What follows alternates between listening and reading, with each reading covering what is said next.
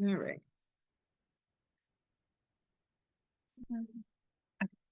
Okay, we're going to get the meeting started. Thanks everyone for your patience. We're going to try to talk loud in the room as well, because we're also working off of not the larger room audio, but laptop audio. So if you have trouble hearing, please speak up or raise your hand, let us know.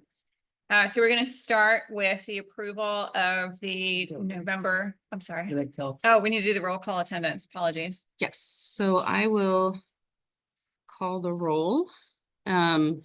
Just get my list of folks up.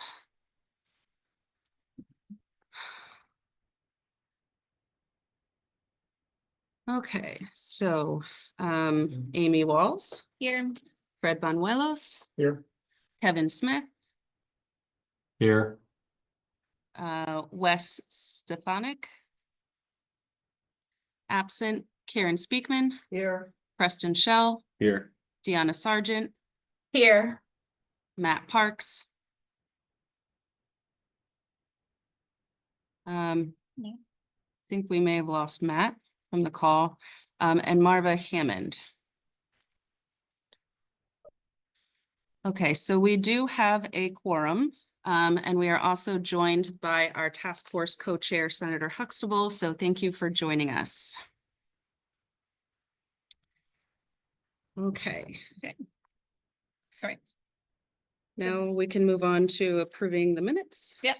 Yeah, so I would entertain a motion if everyone's had an opportunity to review the November 14th meeting minutes.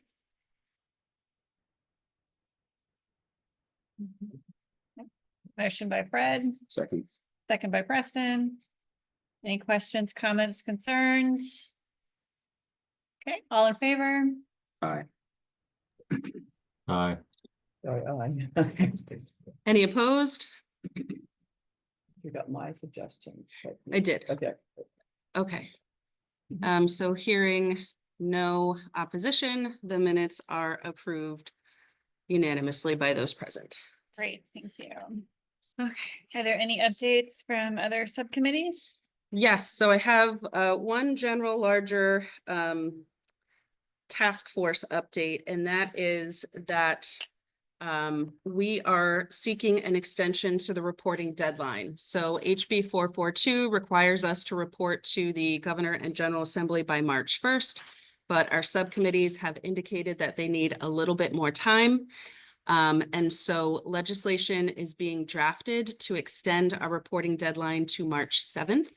That buys us another 5 weeks, during which subcommittees can finalize their recommendations. So that will allow all of our subcommittees to meet a 4th time in January. And then we anticipate holding a couple full task force meetings in February to hear report outs from subcommittees. So that's the first update. Second update, to give you an idea of what's going on in other subcommittees.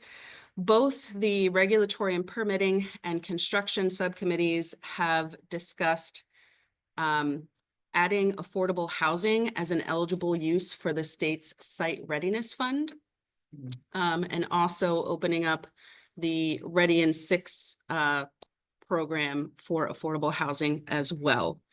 And then out of our manufactured housing subcommittee, there have been a number of legislative proposals, including one that would create a housing trust fund for the purpose of providing vouchers to people making less than 40% of median income.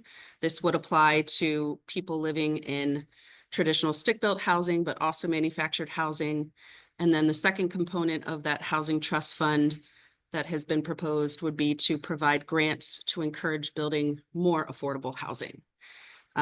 So if you want more information about that proposal, you can certainly tune into the latest Manufactured Housing Subcommittee meeting recording. So those are the updates that I have currently. And what was the date for the report due? The new report date, assuming this legislation is passed once we get back into session, would be April 7th.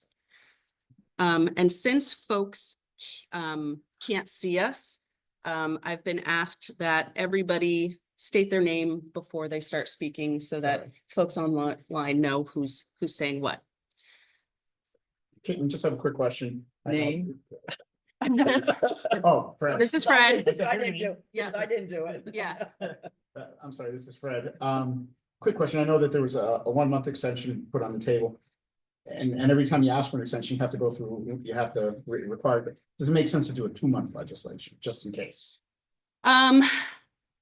This- I think that would be tricky because I think there's a desire to allow some time between the date that the report is published and the end of legislative session. If there are recommendations that are legislative in nature, there would need to be time to introduce those bills and work them through both chambers.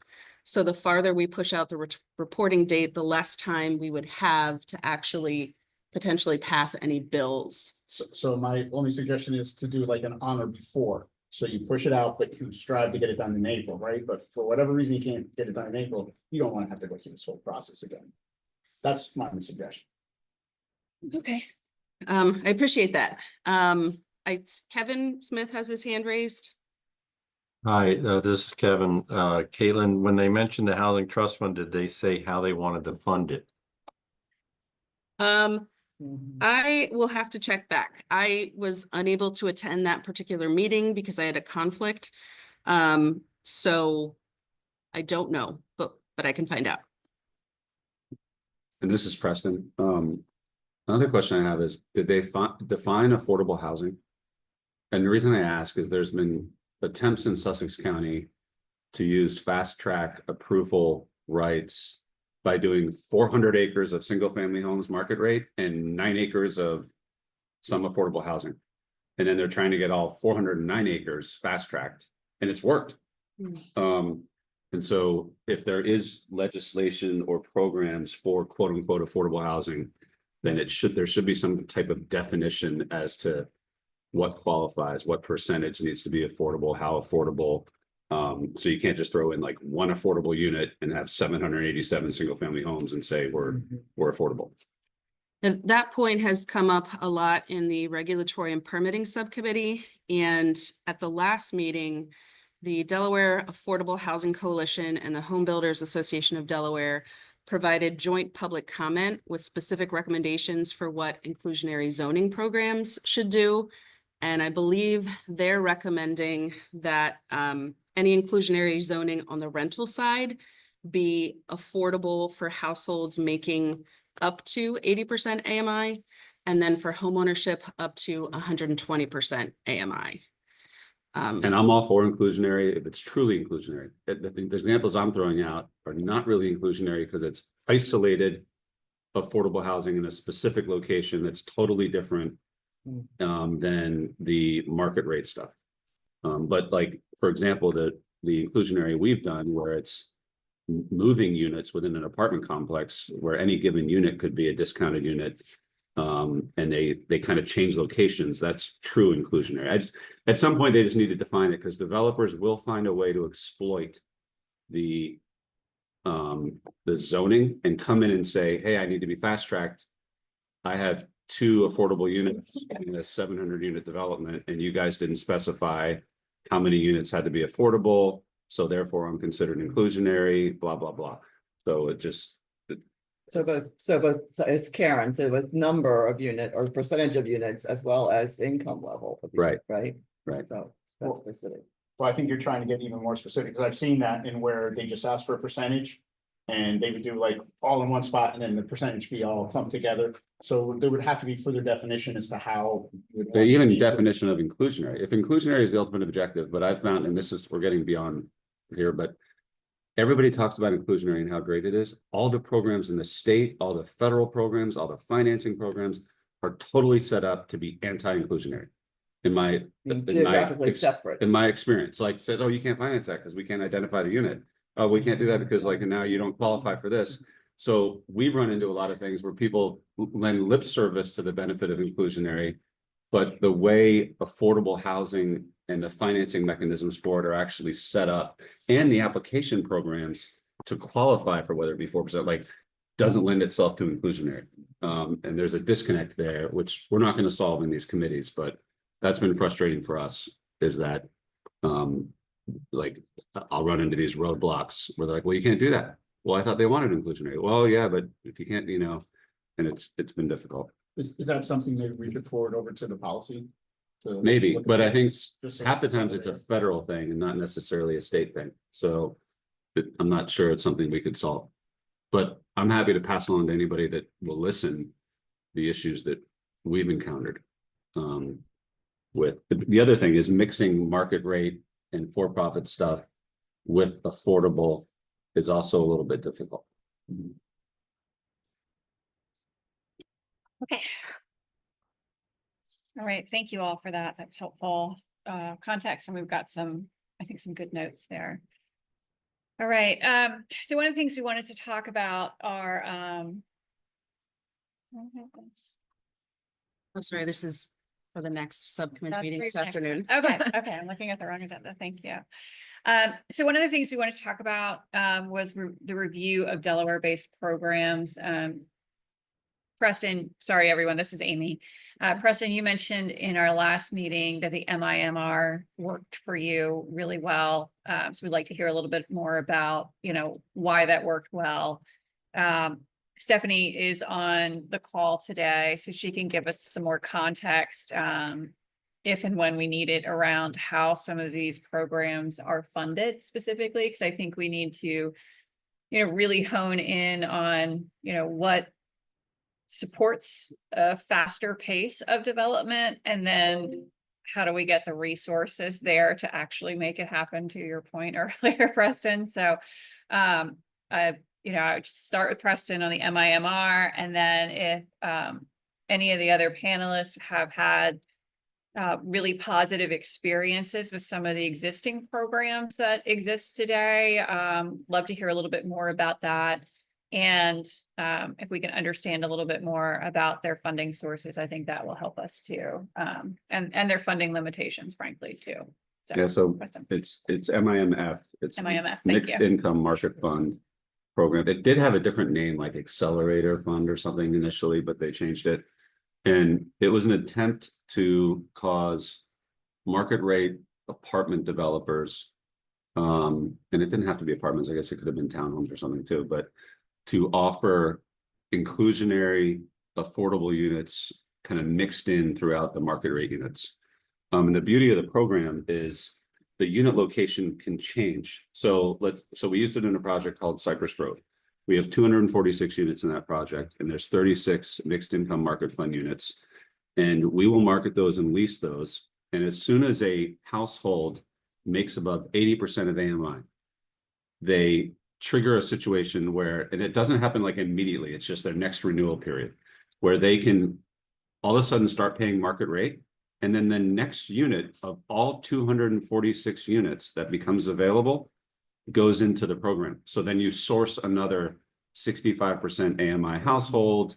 And the next, granted, you have to abide by the unit mix, the number of 1 bedrooms, 2 bedrooms, 3 bedrooms. You can't make like 100% of the affordable units 2 bedrooms or something like that. So if a 3-bedroom unit becomes available because the household living within it does better, makes more money, and then converts to market rate rents, then the next 3-bedroom unit that's available in the entire project kind of jumps to the front of the line, and it leases to a 65% affordable. So the reason I like this program is you can never point to, on an ongoing basis, the affordable units. The tenants will never know. Like the tenants will never know which unit's affordable, which unit's not, because those locations will change. And the households living there, there's nothing on their door that says this is an affordable unit or anything like that. The only thing I don't like about the program is it would have been nice if it said the rents are set to be, so the rents are set to be the lesser of 3 things: 65% home as published by HUD rents annually, 65% or the 65% AMI small market FMR, fair market rents, or $200 less than market rents. And it's easy to determine market rents because you have the other units in the project or market. In almost all situations, it's the first 2 categories that end up being the limiting factor and not the third category. But the it would have been nice if it had said, you have to set the rents to be affordable to households making 65% of AMI, but you can lease to households making up to 70 or 75%. The problem is, when you look at where those rents are, if you find a household making 55% of AMI, you can lease to them, but by definition, they're already rent burdened the second they move in, because the rents you're charging are set to be affordable to households making 65%. So you have this little teeny gap of opportunity where you can rent to a household that qualifies as per the program, but isn't immediately rent burdened.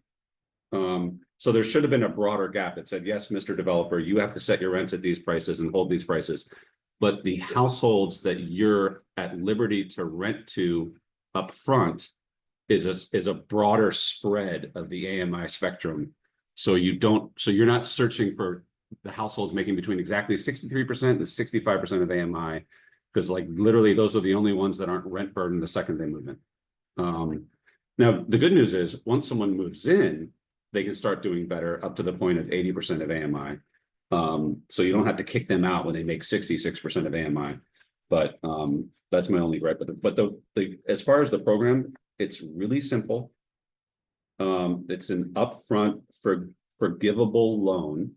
And it was smart that they did it this way, because a nonprofit wouldn't have had this issue.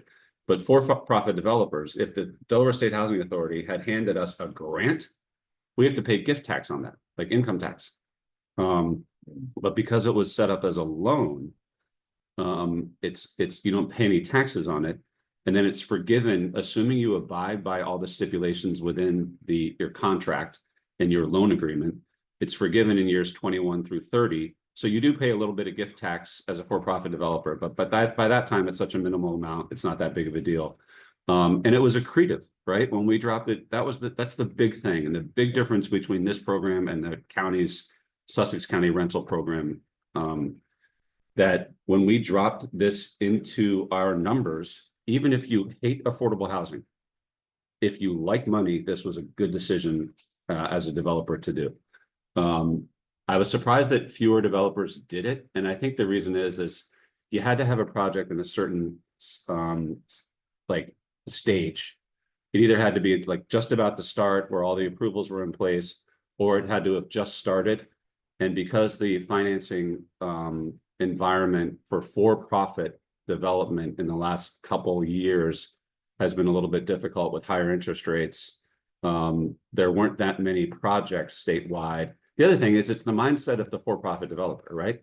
Most for-profit developers are not open to affordable housing, think it's going to be complicated, think someone's going to tell them what to do, think someone's going to slap them with a lawsuit the second they start kind of leasing to the affordable, the lower income families. And so I think it's a twofold kind of issue in that for-profit developers are not as open-minded to mixing in affordable housing as we'd like them to be. And the other thing is there just weren't that many projects in the right stage. Now, it was used, and I think at the end of the day, and Stephanie can correct me if I'm wrong, DSHA will have exhausted the funds that they had available to this program. So the good news is they got all the money out the door, and it was used to the fullest extent of the financing available. But you know, as far as I know, at least with the other Sussex County developers I'm aware of, no one else kind of jumped on this opportunity like we did. Yeah. And this is Karen. So how big was the forgivable loan amounts? Was it They were both between 4 and 5 million for both of our projects. per unit? No. So $125,000 for the 1-bedroom unit, $135,000 for the 2-bedroom unit, and $150,000 for the 3-bedroom unit. We found that there's more demand for the 1-bedroom units. And I think when DSHA and other groups looked at their kind of list of the households that are looking for this type of discounted housing, they wanted to favor the 1-bedrooms, which is why it wasn't like there wasn't a $15,000 gap between the 1-bedrooms and the 2-bedrooms. There was only a $10,000 gap. They wanted to slightly incentivize developers to do more 1-bedrooms, which worked. On our projects, we did do a little bit more 1-bedrooms. Thank you. Stephanie, did you want to provide any additional context about how that was funded and what the potential is in the future? Sure. So this was actually funded with our ARPA dollars, which is why we were able to be so kind of flexible with some of the structure, because it was that one-time infusion of funding. We had really tight deadlines to get it out, the goal being to create as much affordability as we possibly could. So we kind of viewed it as an opportunity to consider outside of the box thinking with that. But we also still had to comply with some of the guidelines and everything, well, with all of the guidelines around the ARPA dollars. It's proven to be a good program. The one kind of problem with it is that it's not set up in a way that it is necessarily revolving at this point. So it could be tricky to identify a funding source moving forward. So that's something we would have to have a bigger conversation about if we wanted to consider it in a more long-term capacity for the state of Delaware. That's not to discourage us from looking into that. It's just the reality of that one particular funding source versus like an ongoing ability to sustain a program like that.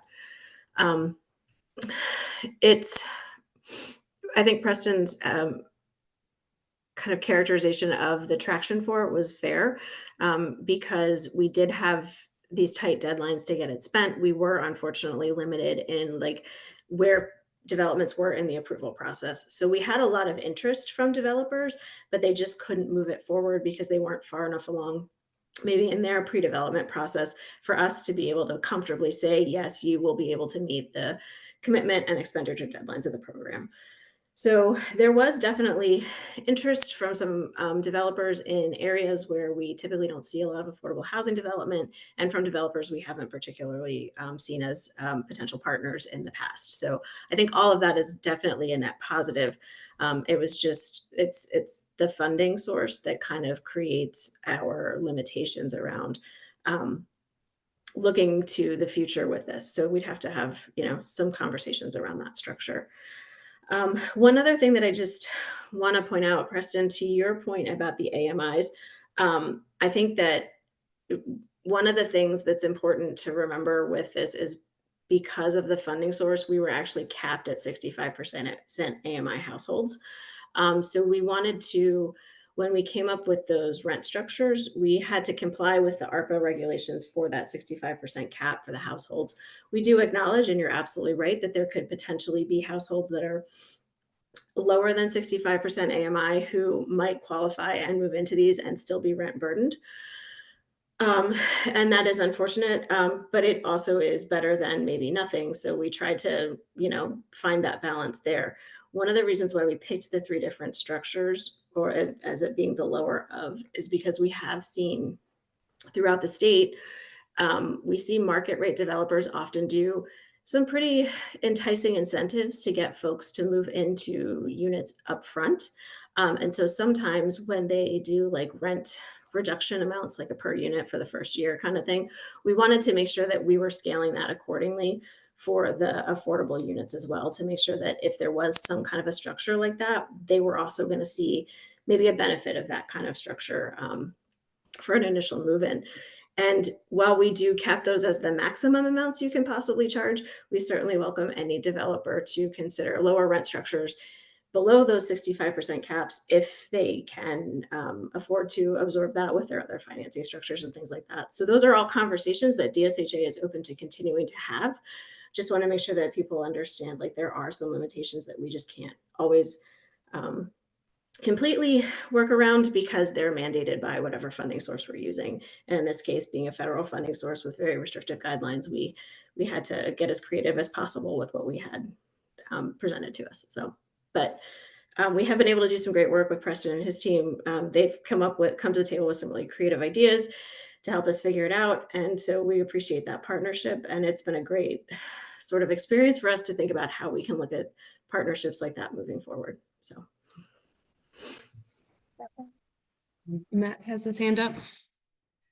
Yeah, I just had a question for Preston and of course any of the other folks to chime in here. And I'm just curious to get your thoughts here, is that while these sort of are forgivable, grants to folks, I'm curious to get your thoughts about what would happen if this came in as equity to possibly a home buyer, where a home buyer would, essentially have to to sort of share in the appreciation of the home by providing an equity investment versus debt, or grant money.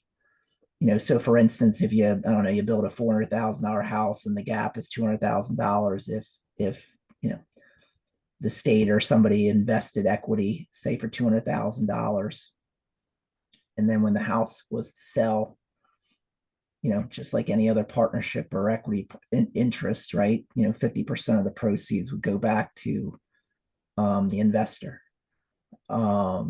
In these cases, because to the point is, a lot of these are done by ARPA dollars and other dollars that are given us from the feds as free money, but as we know, that's not necessarily going to be sustainable, right? So I'm just curious as your thought on potentially having equity contributions to make these deals work, and whether consumers in general would maybe accept them.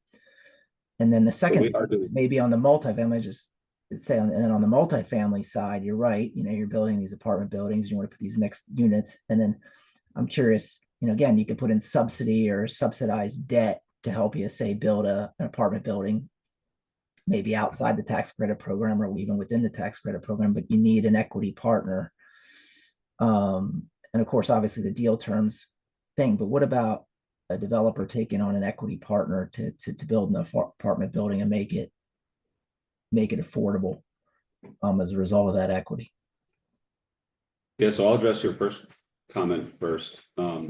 We are doing a version of kind of for sale equity participation using ARPA dollars. This is not through DSHA. It's actually still through Milford Housing Development Corporation. But so we have 14 units in our Dutchman's Harvest project that are being sold at a significant discount. The 1 bedrooms are for $100,000, the 2 bedrooms are $150,000, and the 3 bedrooms are $200,000. And that's like 35 to 40% of market value. And what's happening is, when we were originally obligated to sell 42 units at our direct cost to Milford Housing, and Milford Housing, for various reasons, is not playing as active of a role in the project as they originally intended. They're kind of stepping aside, but they're still going to serve as a liaison for the funds, for the ARPA funds. And so we're at 28 of the units in the Dutchman's Harvest project are going to participate in the mixed income market fund. We can't do more than 28 because when our lenders, the mortgage lenders, there's these odd archaic regulations when it comes to Fannie Mae and Freddie Mac that are associated with trying to deter speculation and investors in condo projects. And so we couldn't do more than 20% rentals, or we would screw up the ability of all of our our condo buyers to obtain financing that could be sold to Fannie Mae and Freddie Mac. And we're still going to try to work with the Federal Home Loan Bank of Pittsburgh through either County Bank or Community Bank, another Delaware-based bank, to try to see if we can source mortgages that aren't necessarily sold to Fannie Mae and Freddie Mac. But so what's happening there is we're selling at our direct costs, and then the 1.2 million that was raised via ARPA funds and pledged to the project is being spread over these 14 units to further discount them. And then we are actually, it doesn't get us all the way there. And so we're going to take some of the profit from the other 98 units and kind of gift it or grant it to the discount associated with these 14 units to get them to the 100, 150, and 200,000. But we fully expect to have, and we've already just whisper releasing this, we've already had a ton of people call us and express interest. We're running into issues where like single people are calling us claiming they qualify, but they want to buy a 3-bedroom. And I'm sitting there kind of struggling with, I don't understand. You want to buy this affordable unit for yourself, but you want a 3-bedroom. Because you're at the beach and you want to have family come down. I just don't know if I can legally tell them no. I want to say no. The 3-bedrooms for like a 4 or 5 person household, and it's not for you. You can buy a 1-bedroom, but I don't want to get into like fair housing issues. So this is where like my ignorance comes into play, and I need to. But let me tell you the restriction. This is where I think you were getting at. So if you buy a 2-bedroom from us and you're a 65% AMI household or less, you qualify for a conventional mortgage. That's the beauty of the heavy discount we're able to offer now. and you buy this unit for $150,000, you can immediately resell it for a 10% increase. There's a restrictive covenants that are filed that will show up in a title search on these units, and so because of like the realtor fees and the other costs associated with changes, selling a unit, we give you like 10% right off the bat, and then you can increase the price of the home by CPI per year, and it's a 20-year restriction. And we will help you, we being Ocean Atlantic, if and when one of those discounted unit buyers wants to sell, we will source another household making 65% of AMI or less, and hopefully have like kind of a wait list of interested buyers that party can sell to at that discounted price. It won't be 100,000 anymore. Maybe it'll be 123,000 now, but it'll still be a significant discount to market. And every time the unit sells, 10 years is added to the kind of the equity lockup period.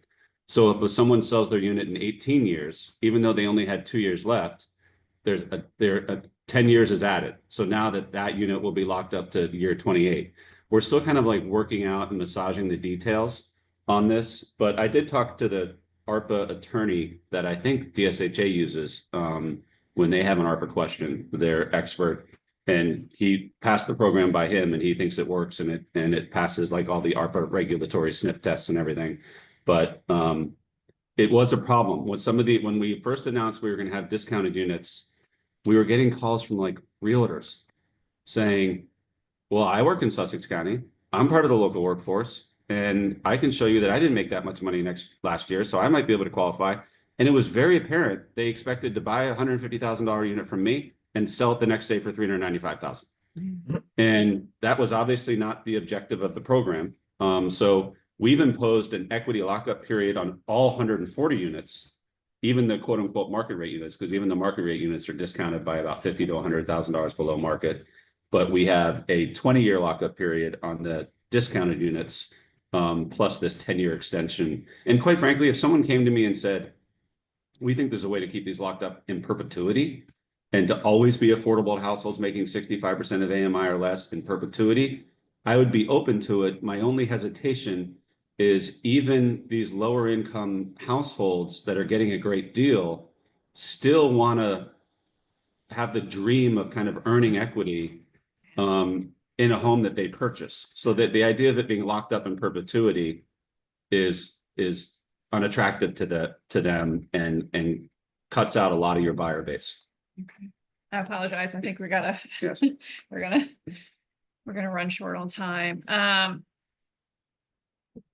Okay, so I wanted to give other people, if you had an opportunity or if you have any other programs that are working well for you that you'd like to either bring forward, either get some additional clarity about funding sources, that sort of thing.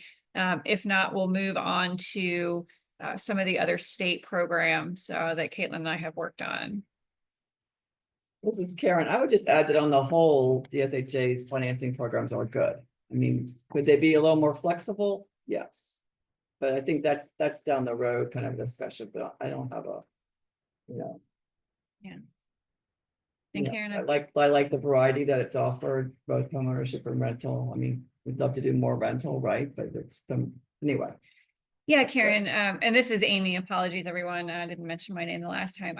Karen, I think that you're right. What we heard from Stephanie is that, a lot of their funding sources are federal sources. And so then there's a lot of restrictions that go into that. We've mentioned the HDF in the past. And so I just wanted to read a few numbers about some of the HDF income sources from FY 2024. This was in the annual report from the Delaware Council on Housing. So this, this really, I think, highlights our limitations of, funds that might have a little bit more flexibility because they are state funded. But the base budget from the general fund is just $4 million. It's been $4 million as long as I can remember. The bond bill was $6 million in 2024. There is some money that comes from the recorder of deeds. It's just over $1 million, $1,033,426. They get some interest income on the loans that they have outstanding. That's just over 4.2 million. And then loan repayments of 8.6 million. So this is really, you know, our flexible sources. And I say flexible, but we also know that these sources also are encumbered by, you know, different housing programs that, you know, have come through the legislature that are then funded by the HDF. So it's not fully flexible. But we're total just under $24 million annually coming from the HDF. And so, you know, the rest of the dollars that are coming in are those that are going to have, you know, greater restrictions on them because they're coming from, you know, other federal sources, whether that be home dollars or CDBG dollars, and other programs. Stephanie, do you think I characterized that correctly? Yes, I think that's a great overview and I appreciate that. One thing that I would also highlight with that is, Amy mentioned that a lot of them are encumbered. The state dollars that are more flexible are encumbered by existing programs, but we also use those to kind of backfill where there are gaps from the federal funding resources. So that can sometimes also add an additional layer of restriction for what we can do because we have to comply with the most restrictive. And because that funding source is more flexible, it's a great way to sort of fill gaps when you have some pretty significant restrictions due to funding, federal funding resources. So. Thanks, Stephanie. Okay. All right, Ready to share when you are, Caitlin? All right, great. So now we're going to share some slides about models from other states. Let's go.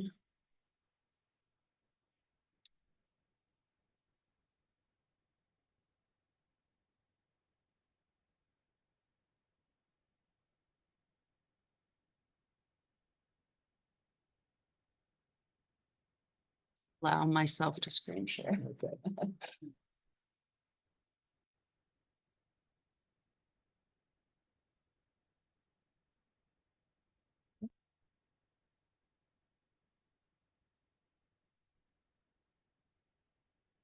Okay, is everybody seeing that online? Yes. Probably just minimize it too with that for left button. Yeah, here we go. Hmm. Oh, I don't know that. Yeah, that doesn't work. We'll just put that down there. Sorry for everybody online. We're trying to get our view in the room so that everybody can see it as best as possible. Okay, so Amy wanted us to look at some models from other states that have been mentioned over the past few subcommittee meetings and full task force meetings. And so I put together a couple slides about the proposed housing growth fund that was proposed in Connecticut via Senate Bill 6. And I first want to start off by saying that this bill did not pass. It was just introduced. But the reason we're talking about it is because Mike Ryman, who is one of our full task force members and also chairs the construction subcommittee, he had mentioned this bill early on when the task force started meeting. That bill does a number of different things, but I just wanted to call out what this housing growth fund would do. So I've got a few slides on that. So through the bill, it would establish a housing growth fund to provide grants to municipalities that meet certain eligibility criteria. Eligible municipalities would receive an amount based on a housing growth score. And that growth score would be based on the number of dwelling units that municipality permitted in the previous fiscal year. And certain types of dwelling units would yield a higher score value. So if you see in this table here, each dwelling unit that is permitted by the municipality would be worth 1 point. But any dwelling unit that is in a mixed use development or a mixed income development would be worth 1.5 points.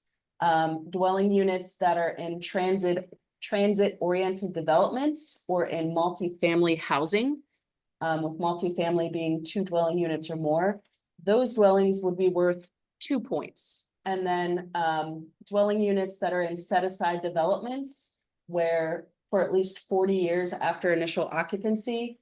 The rent is, restricted to be no more than 30% of the household's income.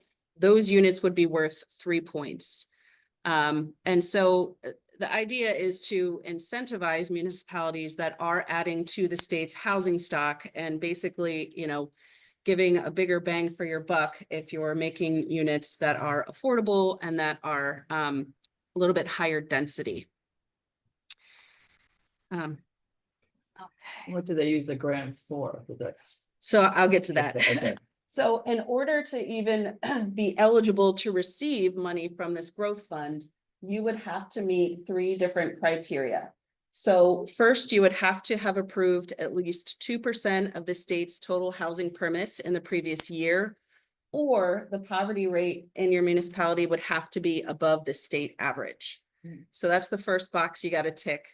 The second box is you would have to have at least 3 times the number of permits for construction as you do permits for demolition. I guess the idea is they want, we want to be adding more to the housing stock and not just tearing stuff down. And then 10% of the town's permitted units that are 10% of the permitted units from the previous year have to be set aside as affordable for households making 30% of the state's area median income. So assuming that a municipality checks all these boxes, then they would be eligible for money from the growth fund, and that amount would be based on their score, with, again, certain dwelling units yielding a higher score. So this is the last slide that I have on this growth fund. I think what's interesting is the bill does not say what the municipalities are supposed to be using this money for. And I'm not sure why it is that it doesn't do that, but based on everything that I have heard from our regulatory and permitting subcommittee and construction and manufactured housing, I came up with some ideas that I thought might be useful if folks in this subcommittee find value in this framework. So, the ideas that I put out there are maybe this grant could be used to pay for infrastructure to support the new development. Maybe it can go towards offsetting impact fees or local taxes, all these things that we keep talking about as being, added costs that drive up the cost of housing. So I just wanted to share that with you all as food for thought. Certainly there's no pride of ownership, and it'll be interesting to see if this bill does move in the next legislative session in Connecticut. I know Fred has his hand up, and then Deanna. Okay, yeah, just a quick question. It seems like the municipalities would be eligible to directly access the money from the state, but then at what point does the county come into play? Or the county could be considered a municipality as well, but just so that you're not like bypassing in the event that like you have municipalities that are really close to each other, right? And one ends up being the winner, and then to the detriment of maybe 2 neighboring ones. So I was just curious as to like how that interplay is looked at, or maybe we can get that. Yeah. I'm not sure, again, because this bill didn't actually get passed, right? It's all just sort of theory at this point. But the way the calculation works is, right, you add up every municipality's growth score, and then the sum of that is the state's housing growth score. So then to get, if you're eligible, right, if you meet those 3 boxes, you get money. The amount of money is based on, let's see, you divide the municipality's housing growth score by the statewide housing growth score. That resulting percentage is the amount that you can get. And I think in this bill, they had proposed setting aside $50 million each year. So that would be the pot. And then you would get a percentage of that pot, again, assuming you tick those boxes. And then, so of course, there are towns that if you don't check those boxes, it doesn't matter, how many units you've added, you're not eligible for anything in that year, which would result in unallocated funds, which potentially I would think could roll over to the next year. Would it be unallocated, or would it just be more going to the few municipalities that did qualify? I think when I read the bill summary, it just said unallocated, but again, like this is just a framework. If people find value in this, I think we could adapt it to what we think makes sense and, just reallocate that to the municipalities that did wind up being eligible. Deanna? Thank you. So just to be clear, the funding is allocated to the municipality only. Is it, let's say it is allocated to the municipality, is it then reallocated to the developer, or does it only go to the municipality? And I know Yeah. that's just a theory, but Yeah, the idea.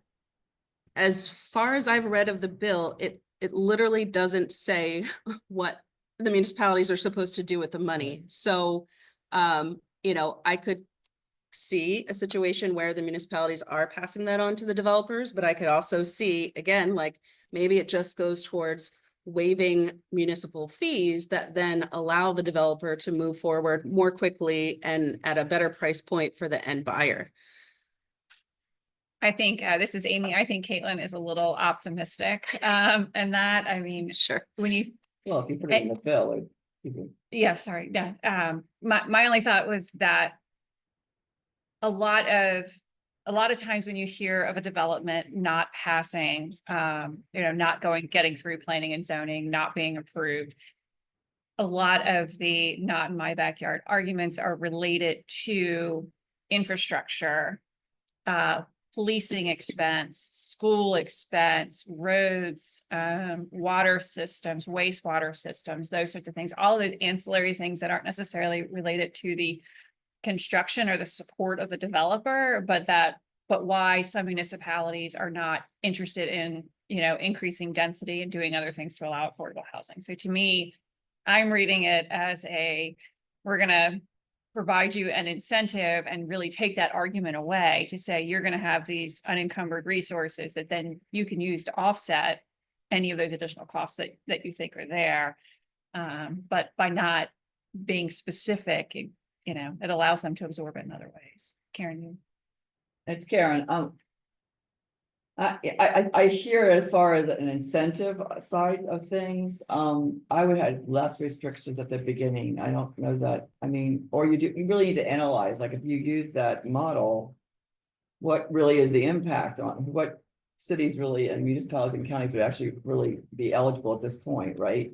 So it's something that would take some work, but I think it's something we can look at, certainly. I think we do need to think of new ideas, and if we want to increase density, this would be one way, it would be a carrot versus a stick, right? So. So I did come across a housing fact sheet that was produced by, I don't know if they're a nonprofit or just a coalition of people trying to build more housing, but they did an analysis to show how many municipalities in Connecticut would have been eligible. And it was a very long list. I don't know what percentage of their municipalities, but certainly, it looks Right. like they designed it so that it would be usable. I agree, those three, boxes that you have to Yeah. tick, they seem pretty restrictive. Again, if we like the framework, we can tweak the details Right. so that it makes sense for Delaware. This is Preston. There's one component I really like, which is the public scoring and publishing of how each municipality and county are doing with respect to affordable housing, approving, mixed unit housing types, approving more affordable housing types. It would be great because there's so many municipalities that lend lip service to affordable housing and say, we need more affordable housing, but then cower to every NIMBY group that shows up at their hearings. If you could put in a scale and say, this municipality has this in their comprehensive land use plan, says they want to do this, but their record shows that they turn down every project that comes in front of them that has affordable housing units. And the only projects they ever approve are expensive projects with, single family homes. That would be big. That's something that we could borrow from this program and do in Delaware. interesting. Thanks, Preston. I can go to the next slide. Yeah, and I'm gonna try to get done these next slides by 11:20 because I want to make sure that we have time for the brainstorming session because I think that's such an important thing. So please raise your hands, ask comments, that sort of thing. But do want to get the information out there and then just for our knowledge, but also want to make sure we've got time for the brainstorming session. Okay. So Montgomery County, Maryland, was suggested, by one of our public commenters, and some of the programs that they're doing, they thought were particularly responsive. The two that I pulled out that I thought, were particularly interesting, one, they do have a right of first refusal, in Montgomery County, and it's really targeted towards tenant displacement. The idea that any multifamily rental housing of 4 units or more, which to me seems like a very small number of units and could be potentially administratively challenged. Before the owner sells to another party, they have to give right of first refusal to the county, their Housing Opportunities Commission, or a certified tenant organization. And the tenant organization, the idea that the tenants would have the opportunity to buy it before it went to market, or potentially a manufactured housing community as well. Karen, you look like you're. Well, I just know that I would just react with the tenant organization. I mean, it couldn't to a co-op. I mean, that's, I would rather it be a nonprofit or, just other developers, but, not, anyway, go on. Well, actually interesting, because in 2024, there's a bill to allow the county to assign its right of first refusal to a certified affordable housing developer. And those affordable housing developers have to meet certain criteria, that sort of thing, but to expand that list a little bit further. The other thing that they're doing really well, and this is what our commenter mentioned, was really just using the county's tax exempt bond financing to do a lot of public-private partnerships. And so they have this bond financing available that's both for commercial and economic development activities or affordable housing, or I would say affordable housing, but other kind of housing types. So there's 2 examples here. One is workforce housing. It was a $13 million bond for the creation of 2 different developments, one for senior units and one just kind of for family units. And then they've also used this bond financing. So you can be a nonprofit, you can be a for-profit that's doing affordable housing. And so the University of Maryland used it as well for the creation of their graduate student housing. I don't know that the bond was 148 million. That was the total project cost, but I couldn't find the specific bond amount. And I know we had listed previously on our workshop list, the idea of tax exempt bond financing potentially from other jurisdictions, other than just the state. Okay, New Jersey, this was mentioned as well. The payment in lieu of taxes program. This is a tax incentive for developers. The developers also have to meet certain criteria, so they have to be registered to do particular things. But essentially they can do a 5-year tax abatement where the first year is tax-free. And then year 2 is at 20%, year 3 is at 40%, 60, 80 till they're at 100%. The other option is to do 10 to 30 years for a long-term program. And so this can be used for affordable housing and also economic development, similarly to the bond financing as well. But this is really driven by the municipality. So the municipalities can opt in or opt out. The municipalities get 95% of the taxes that are remitted under this program. The counties only get 5% of the taxing, and their taxing structure is obviously very different than ours. They're not getting a municipal bill and then a county bill. It's all billed in one thing. And interesting, and this I would not think would fly in Delaware, but the school taxes you're completely exempted from the school taxes. So the money that comes in is going to the municipality largely, a little bit to the county, nothing to the schools. There is a lot of legislative work happening in New Jersey now to change that so that the schools, particularly for family projects, where, people are moving into their district, obviously have an opportunity to benefit from the taxes that are coming in. But it does lock in the affordability for 30 years and enables the developer, a really strong reprieve on their property tax bills. Sorry, here's some additional details. Fred, Fred. But this requires consent from either the municipality, county, or school district, and what I seen and heard in some models, like you'll get 2 out of 3, but if the third doesn't come through, then you don't have a deal, and it's like, Mhm. it's very onerous to get like everybody to agree to that. Yeah, so this one, there is an agreement that is put in place between the county, the city and the developer, but, and that's why there's some amendments kind of coming through legislatively, because the school district doesn't actually get a seat at the table for that agreement in New Jersey. And they obviously want a seat at the table, which makes sense. Next one. Yep. Okay, so Colorado, and I think this is something that we might consider, particularly as it relates to housing funding. They use 36 million from their Attorney General's custodial funds for a settlement with mortgage servicing companies to create their a housing investment fund. It's to provide short-term bridge loans, with the potential for, funds to stay on with the project as long-term debt. And then they also do short-term loan guarantees. This to me seemed interesting just for the idea that could legislatively, as settlement funds are coming into our AG's office, if they are housing related, can we have them earmarked specifically for housing? Have there, this is Caitlin, have there been any settlements recently around housing? Yeah, I don't know. But I do think it's something that we could proactively plan for in the future. This particular settlement, there were 48 states involved. I didn't look specifically to see if Delaware was included or what they received, but the other one was Proposition 123 for state affordable housing funds, and shows kind of how they're distributed. But the important point here is at the very bottom.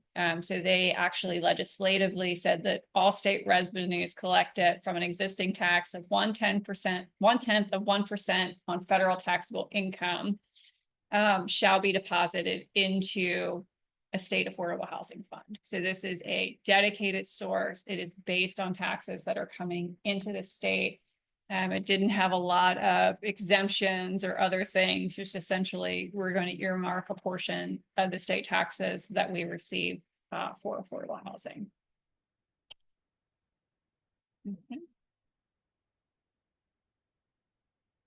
Okay, But income taxes. yeah, income taxes, yep. Mhm. In Florida, the Catalyst program was something that I thought aligned with some of the things that we were talking about, specifically related to technical assistance for developers and other municipalities that are trying to use federal sources and other things. So they actually carve out a portion of funds every year to provide technical assistance and training. So they're training municipalities on how to use different resources. They're training developers and nonprofits and others. And so they actually have a nonprofit that they contract with that is required to provide so many trainings per year. There are geographic requirements. They are looking very closely at who they're training and making sure that they're reaching a lot of people. And there is dedicated funding for it. However, it's funded annually.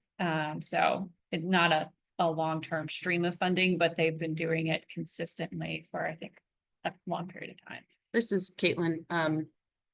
In the regulatory and permitting subcommittee, we've talked a lot about the lack of capacity in our smaller towns, to do land use planning, zoning changes, things like that.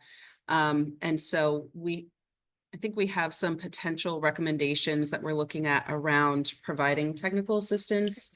Certainly, the Office of State Planning is available, but if we wanted to expand the amount of technical assistance that's available, certainly we would probably need more funding to do that. One thing that Char Pati Banda from Newcastle County has indicated is that it'd be helpful for the smaller towns to have model ordinances that they could then adopt. So that's, not just having technical assistance, planners that you could contract out with, but also having, ordinances that they could basically just write into their code. So just wanted to note that for everyone. Yeah, yeah, and it's interesting because I know that, for instance, University of Delaware provides some training to municipalities as it relates to applying for federal dollars that they need. But that's limited to based on, you know, the funding that they have available and the capacity. And I believe it's only for the jurisdiction. So this, you know, expands it beyond that to other developers to increase the number of people who are doing the work and potentially the number of dollars that are coming in. The other ones that I just thought were interesting in Florida, they are running a special needs housing pilot. So in this case, they're putting $40 million aside for permanent supportive housing. So 3 particular properties, and they have to house people that are the highest users of services. So people who are, you know, using the ER, you know, have a lot of, have the potential to be either institutionalized or need really, really high touch. And they're piloting it because they want to see if they, you know, increase the amount of housing and wraparound services there, if they can ultimately reduce some of the costs to the state while also helping them to remain compliant by having, you know, people in the community versus people in institutionalized settings. They also have specific grants to serve persons with developmental disabilities, supporting nonprofits to renovate or develop community residential homes. So the financing for those is business financing. So they're often short-term loans, and it can make it a challenge for the development of those units unless they're HUD supported units, which I think takes some time to convert. So it can be a challenge for the creation of those units. Which is something I know we've heard about in public comment as well. That was the end of the slides. End of the slides. 11:15. Any questions, comments about the state ones? Just a quick question, which states are more comparable to Delaware? Well, it was interesting. So I looked at Montana. Montana's on this list. And their housing needs assessment from a perspective of like the number of units that they're behind and that sort of thing, it was actually very similar to us. And as you know, they don't have a high population. But I didn't see a lot of kind of new innovative things that were happening in the state specifically. I saw what felt like a very dismal report on the status of housing in 2022. So yeah, so that was a challenge. That's interesting because in 2021, the governor of Montana created a very similar housing task force. Mm-hmm. And I think they did 2 phases, 2 different reports, and then they've recently brought that task force back. And I want to say that from the first round of meetings, they did pass legislation on a bipartisan basis.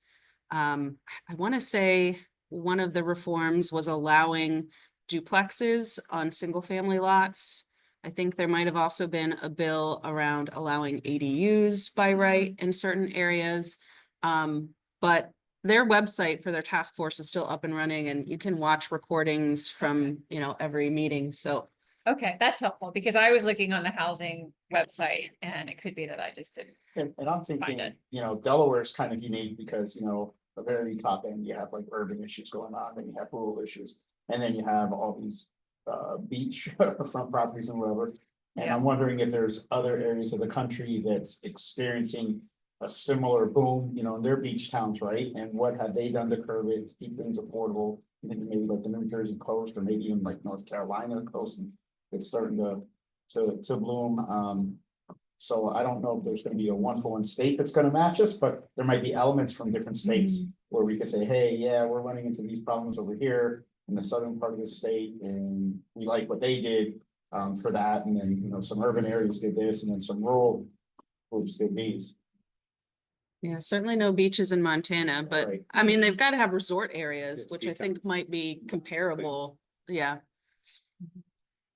Okay.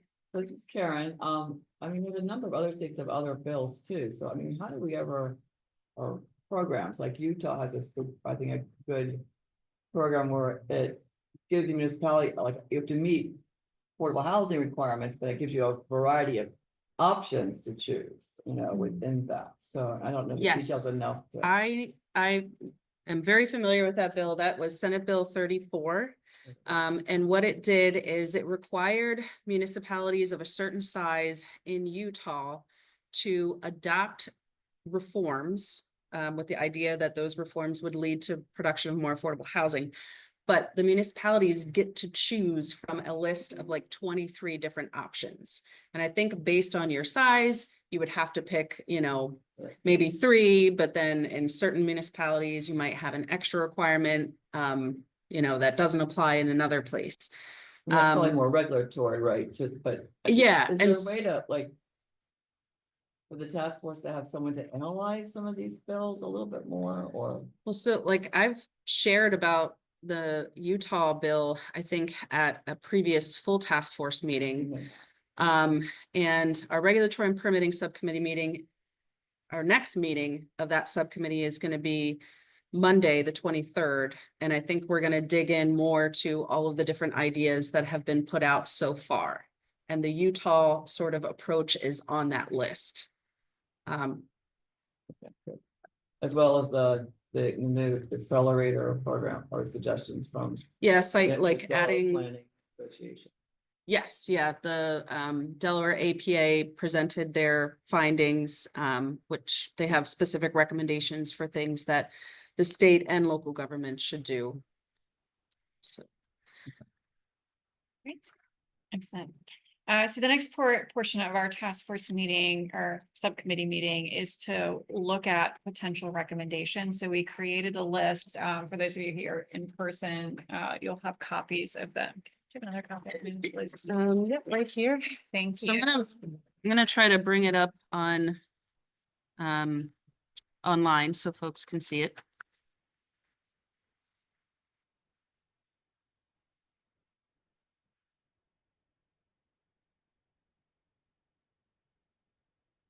HDF's info.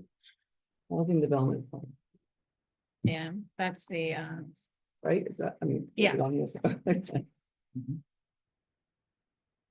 Okay.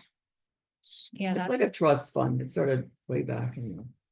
All right, so everybody online, are you guys able to see this Google Doc? I'll What do you take, think? Yes. okay, great. All right. okay. So ultimately, we as a committee are gonna have to bring some recommendations to the larger group. We've talked about a number of things. Caitlin and I have tried to capture a lot of the kind of bulleted pointed items here. But ultimately, what we're hoping for today is that we can kind of run through this list, refine it, add things that we need to add. If there's something that we need to prioritize, we can elevate it. If there's something that you know, we want to, you know, bump farther down the list as maybe something that is less important or should be shared with another committee, we can do that as well. But the idea is to try to gain some refinement on, you know, ultimately what our recommendations may look like. So I'm scrolling down to the potential solutions part for folks that are online. Yeah. So we did receive the suggestion from regulatory and permitting to increase the HDF and index an annual increase to inflation. Do you want us to talk, this is Karen, do you want us to talk about each one, or how do you want to do this? Right? We can, or if there's anything that, you know, the group, if you guys want to take a minute to just look over things, we can do that as well. And then, you know, if there's anything you want to elevate specifically, or if there's something you know, knee-jerk I reaction. just feel it should be substantial increase as Mhm. far as the allocation of funding. So I'm just gonna type some notes as we're, And I could comment on this is that you might want to talk to a lot of our developers because this HDF is just increasing massive debt on these properties, which causes a lot of future problems down the road. So, there's also been a call for an alternative to HDF, by lots of folks. So, while we agree there's a massive subsidy that needs to be provided or a massive cost to this, it's the form, and you have to determine the form and function that this money is going to come in as. So Matt, are you thinking that, I mean, similar to the MIMF, the fact that that is, more grant funded, so that, these projects need, or developments need more equity versus debt? Look, everybody has their own opinions and solutions, but to me, the solution here is equity, not debt, and it's not grant, because you can't afford to keep granting the money away.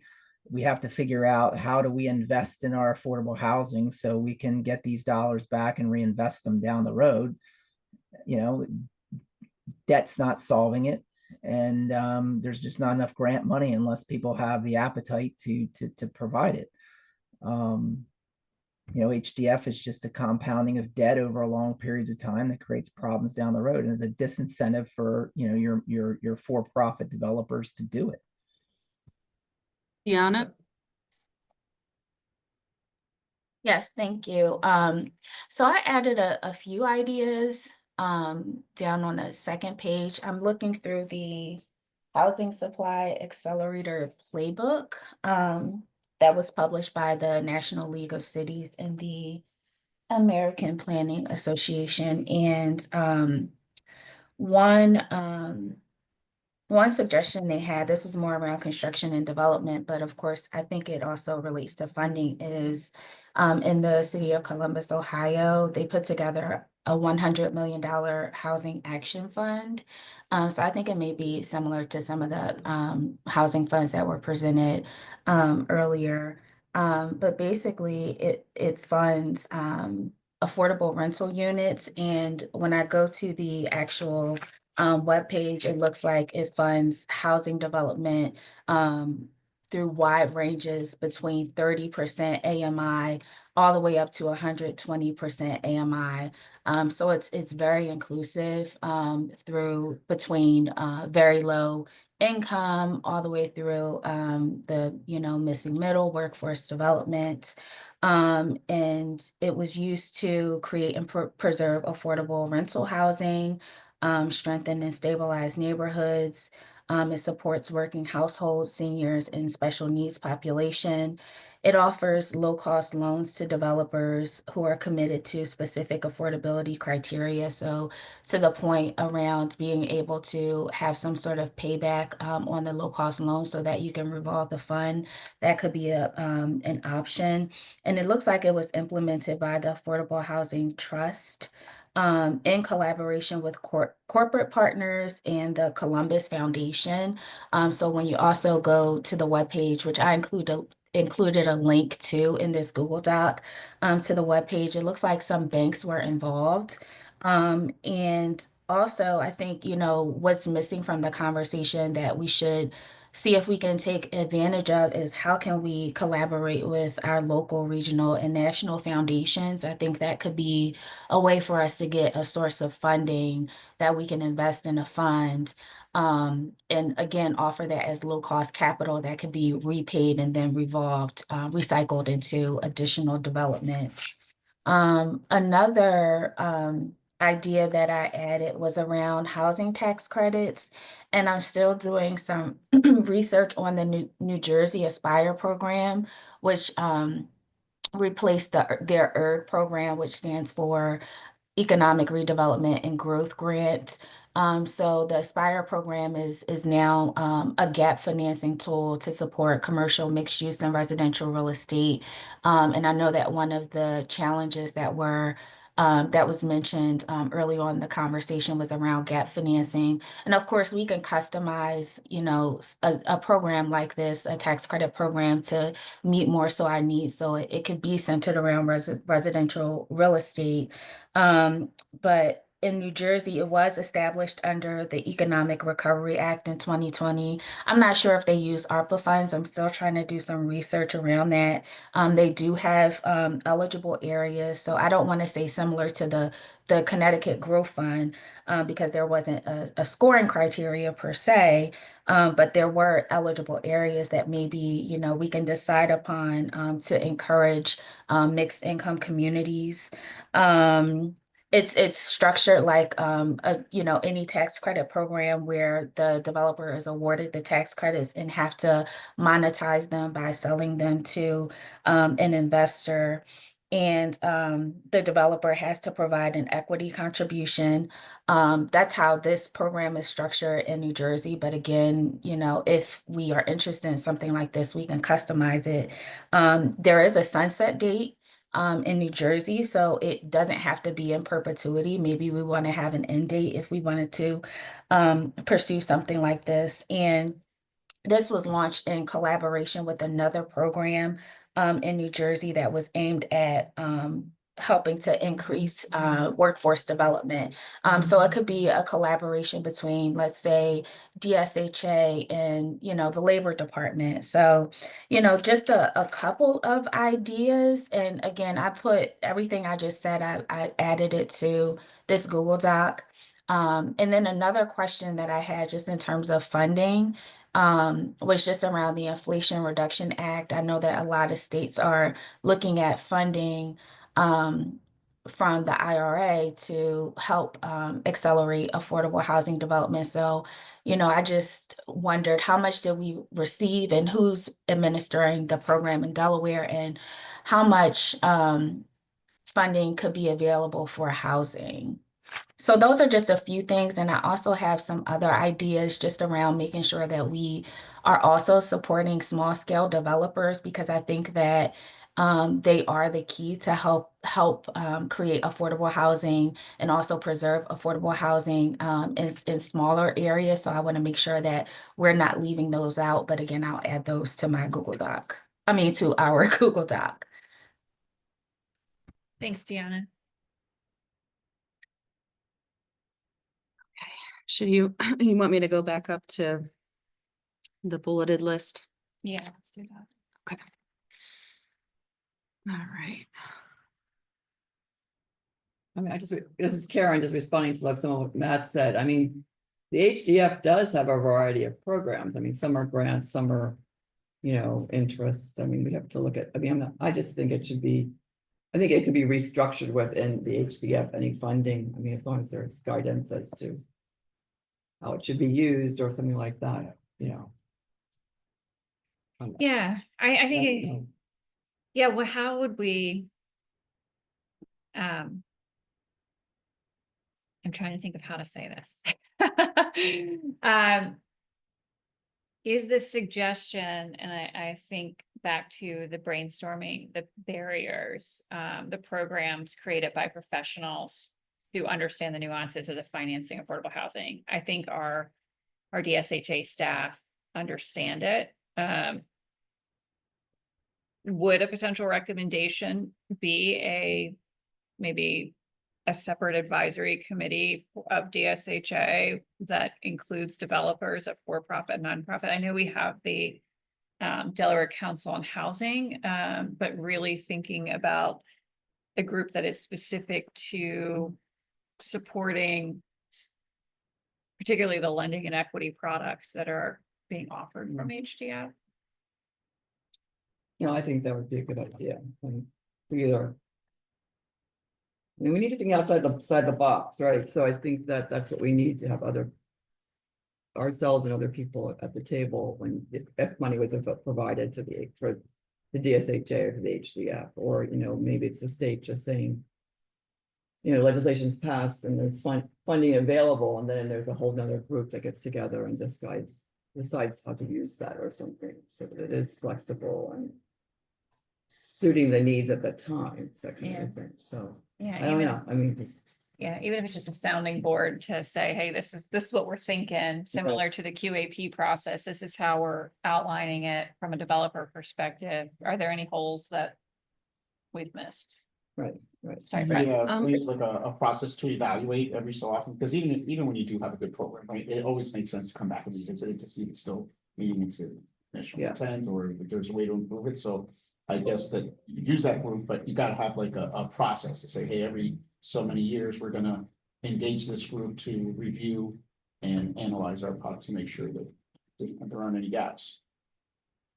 And I just Was did there a back of the envelope calculation. When you say substantially increase, I think there also has to be analysis done on what that increase needs to be based upon facts and figures versus just saying substantial increase. We all agree that it has to be increased, but to what number? What are the goals in administration? What are the goals of the, of the state that they want to meet? And based upon those goals of the staff, I think that amount has to be determined, not just, again, we all agree it needs to be increased, but I think you need to put forth an amount that people are willing to stomach, and what results will that drive?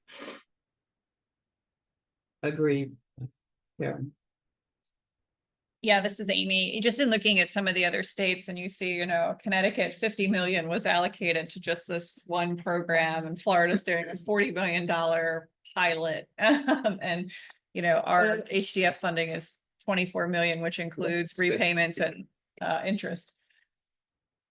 Right, and 4 million, only 4 million from the state budget, right? So I do think it needs I think there needs to be a stance of, I think the Delaware Affordable Housing Coalition is looking at saying 1% of state budget should be for housing. If we're gonna move the needle on this, it needs to be, then that's, I think, 53 million or something like that, maybe. So, I mean, Still don't think that's enough, depending upon defining. I agree with you. It's not enough. I agree. Yeah. Yeah. I think my personal opinion is that we start with what we think we need and not necessarily start with Right. what we think they can stomach. Right. And Right, 'cause then they'll they'll get find whittled something in the down. middle. Yeah. But Right. produce the real example analysis, the real professional analysis that makes that determination. Because again, I also don't think we should be funding, again, affordable housing for our neighboring states for people to come in. So I think we also got to figure that out as well. I think we spend a lot of money potentially, and we're importing residents affordability from other states Mhm. because we're so close to these other states. Mhm. And if I'm a developer and I'm building an apartment building, whether it's affordable or not, I'm going to get whatever tenants that can come in to afford it, maybe. I'm not thinking about our own problem, because if we keep importing lower income folks to live in our housing, then we're not getting our own people into the housing.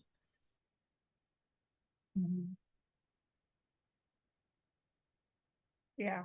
Yeah, I agree. I mean, I don't know what the group thinks, but I feel like our number one recommendation is that, we need to understand what we need from a dollars perspective.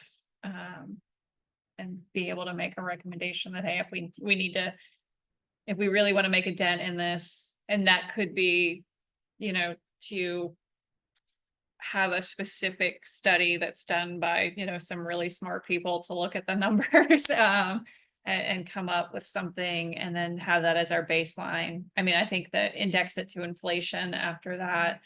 I think it's a good index just to ensure that there is consistent growth. But is inflation the right thing, or is it population growth? Is it, based on numbers that are coming from the housing needs assessment? I'm not sure what the appropriate one is, but some sort of consistent increase over time, so that we're not sitting here 15 years from now saying that it's still the same as 15 years ago. Right. And I hate to pile on here, but you also have to stop. You also have to focus on what we have currently, so they're not also going into non-affordable, right? So how do you making sure that you're effectively taking what we currently exists? So you not only focus on new units, you got to focus on also what we have, because that takes away from new units.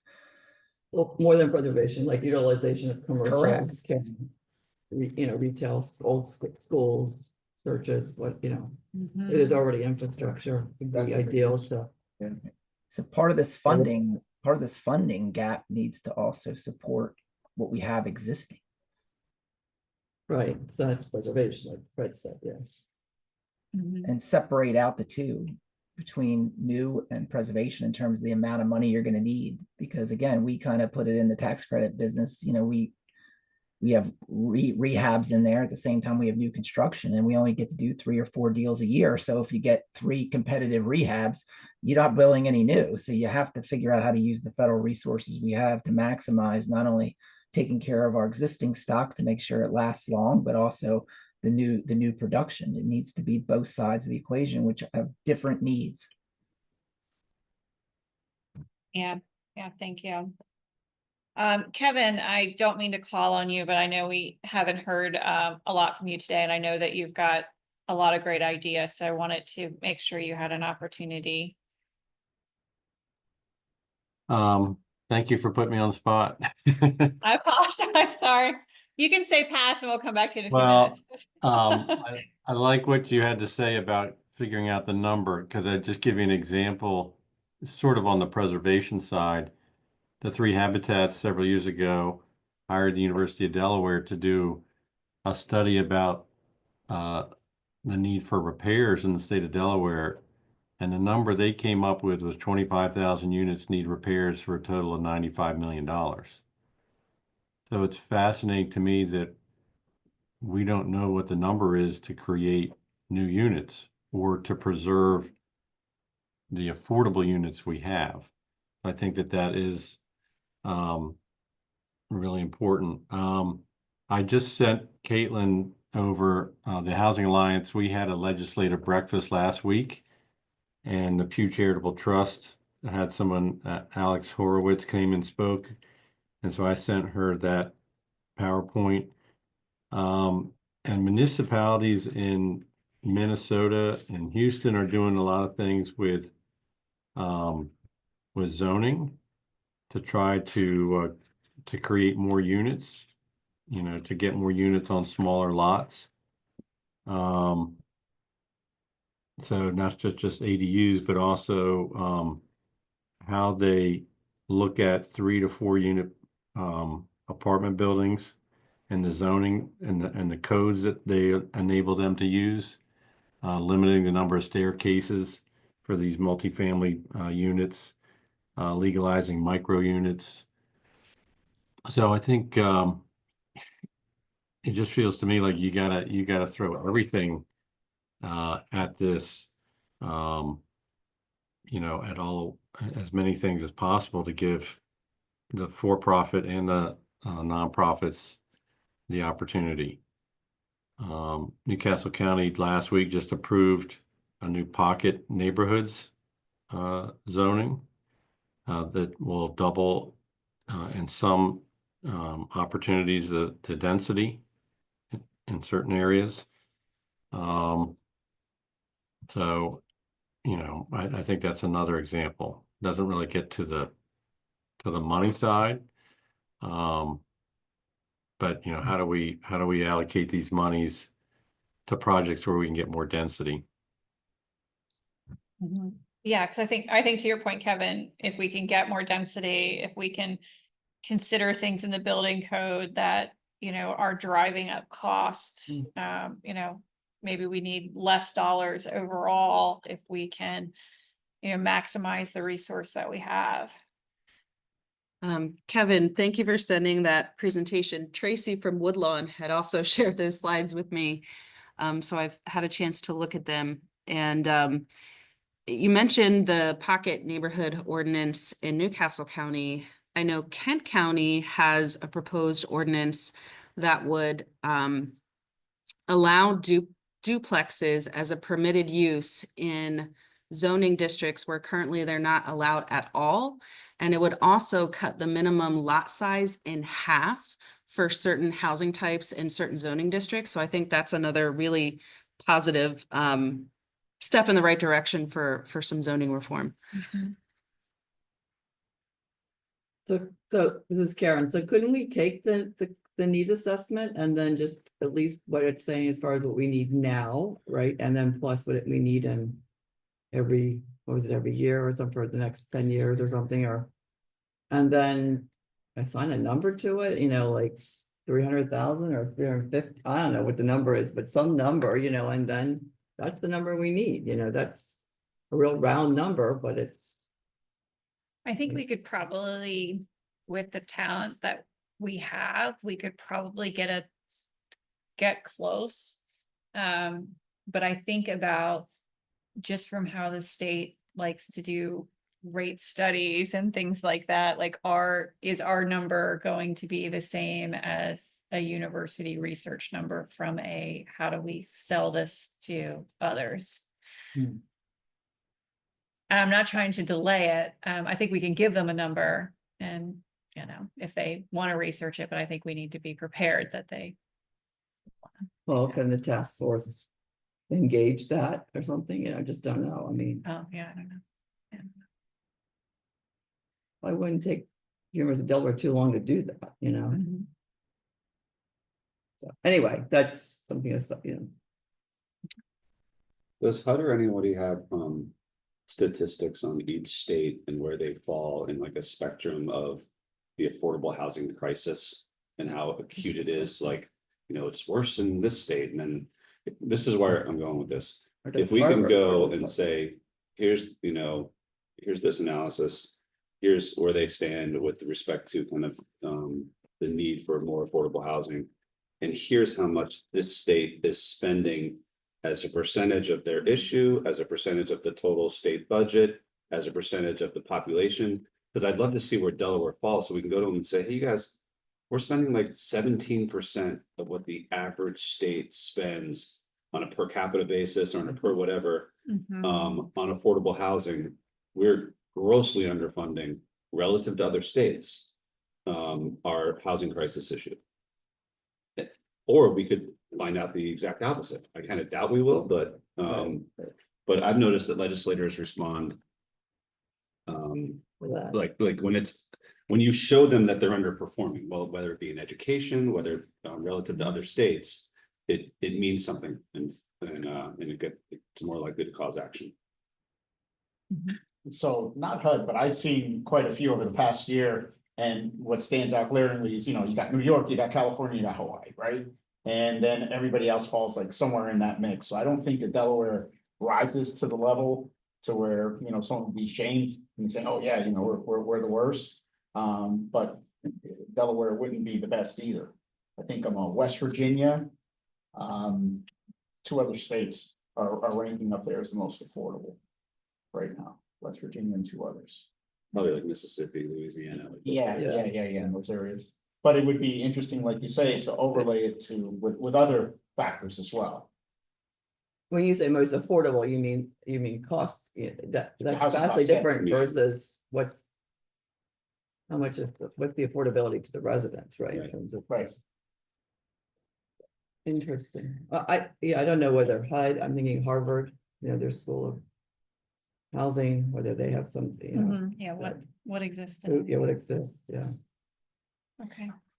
I want to be mindful of time. It's 11:46. We do have other bullets on this list, and we also need to leave time for public comment. So Amy, how would you like to go from here? Yeah, my thought is, if you felt like this was a useful exercise, we can make some adjustments to the list. We can specifically call out the things that we talked about today, related to statistics, the need for data, not just, from our state, but in comparison. The potential to maximize the resources we have by examining things that can drive up development costs, including considering zoning. Can I Yeah, just thanks. one Thank really you. quickly? On one of the slides in Florida, you had that they actually had some funds for technical assistance. Mhm. And there were a couple bullet points that like hit on that, like, Mhm. the funding source is not working well together. Mhm. So there would be an opportunity for technical assistance for developers on either compliance or on the capital stack. Because you hear, oh, you get $1 million here, and you get $2 million here for your project, but then when you come to find out, yeah, no, there's a conflict, you can't really get both of them. You get one or the other. I think that would be useful. Yeah, I agree. Okay. Okay, so if So if you found this helpful, we can dive a little deeper, do some more refinement at our next meeting. That's good. And then, you know, the Word doc is available for all of you to feel free to go in and add. That's what I was wondering, where that, did we get a link to that? Yeah, It- it comes out with each agenda. It's at the bottom. I'm not seeing that. Okay.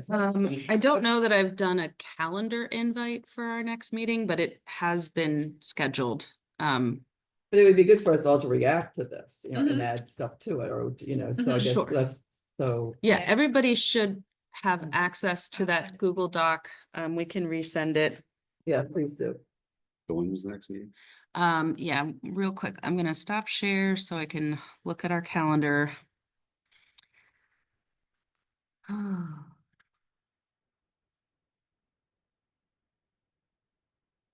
So the next finance meeting is scheduled for January 13th at 1 p.m.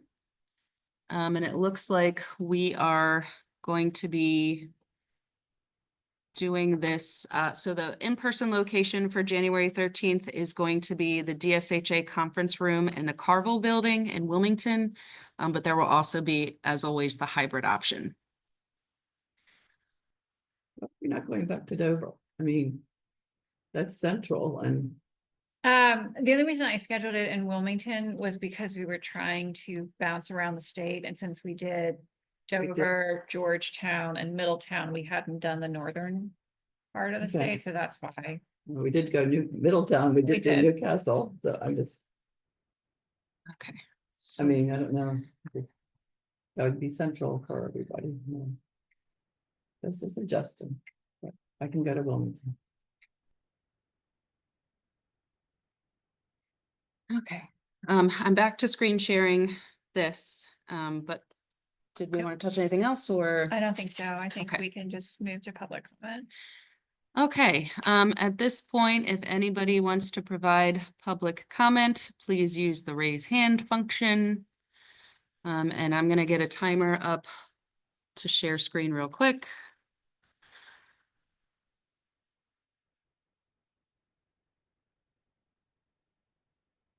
Okay, so I see, Lisa, you have your hand raised. Let's see, I'm gonna allow you to talk. Okay. All right, so Lisa, you have 3 minutes. My name is Lisa, and I thank you all for allowing me to speak today. I'm coming to ask you to suggest legislation to allow for ADUs, accessory dwelling units. Disabled adults in Delaware are not going to get housed until we find funding to do it.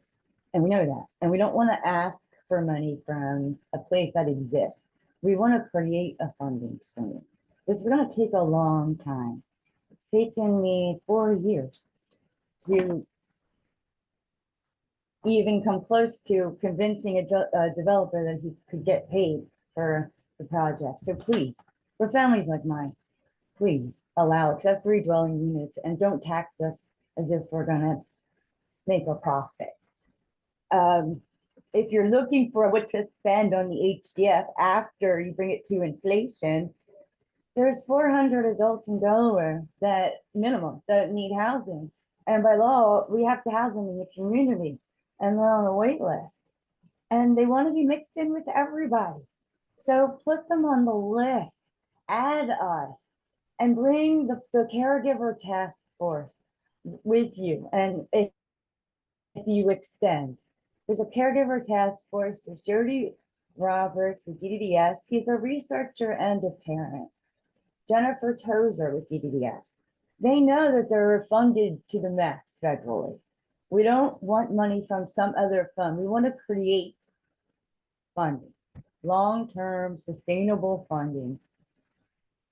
I beg you, if you extend, to add Al Colucci. He is a housing expert and consultant nationally to include all populations with no labels. It's just housing.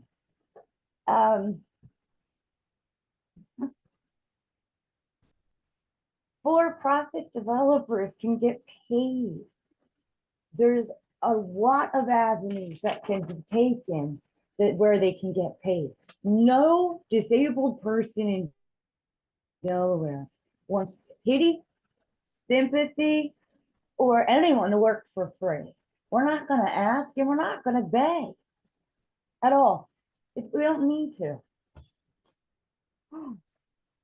Right now in Delaware, we are forcing disabled adults to quit their job,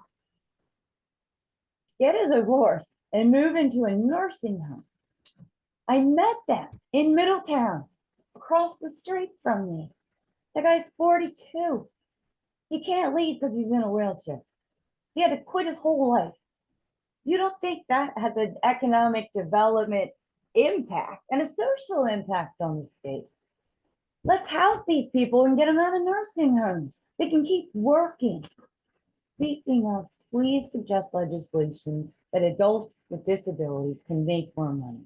The state will tax them, they will spend it within the state, and it's good for everybody. They want to work. Please suggest it, please. Thank you, Lisa. I'm gonna stop share to see if anybody else has their hand raised for public comment. Okay, last call for public comment. Please raise your hand now if you would like to share. And we will also accept written public comment within the next 48 hours. Those comments can be sent to housing.taskforce@delaware.gov. Any comments received within the next 48 hours will be appended to the draft meeting minutes.